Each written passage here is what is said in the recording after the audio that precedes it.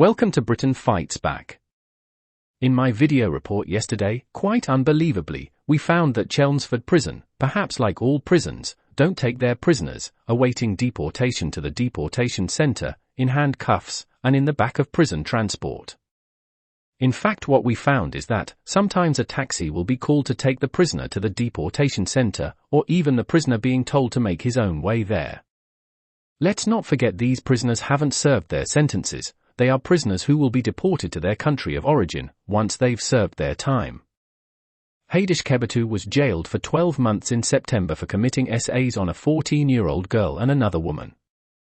The former asylum seeker, who had been living at the Bell Hotel in Epping, was due to be deported, but on Friday he was released from Chelmsford Prison by error, we're told. Kebetu, according to the judge that sentenced him, is a dangerous man, which makes his so-called accidental release even more bizarre. As the urgent manhunt continues to try to locate him, a lorry driver who was at the prison on that day and actually spoke to Kebetu, tells us what really happened, and you'll be gobsmacked at the sheer lunacy. All credit to Sky News for this clip. I've been deported, so he kept going back and forth. Anyway, he walked into the reception of the actual prison, and was saying to the officers there as well, where do I go, what do I do? And he was presenting the paperwork he had, and they were saying that you've got to go to a set place. Exactly what for, I'm not sure. It was something to do with the deportation, and but there was no address. There was no set address to say, right, this is where you're going, and this is how you get there. So he kept saying, well, where do I go? What do I do? I don't know.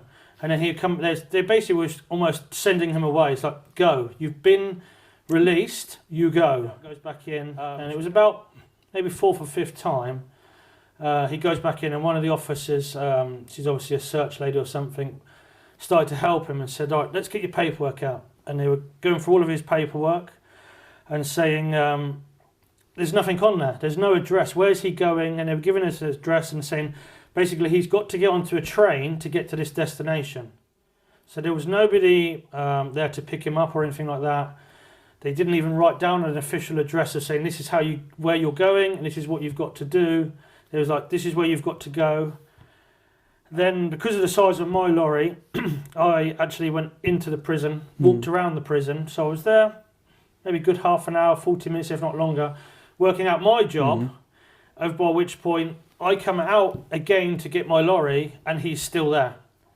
So it wasn't a case of he's released and he's disappeared and run off. He was standing around the prison trying to work out where he needed to go for maybe an hour and a half, maybe a little bit longer, before I overheard one of the officers saying, right, this is how you get to the station.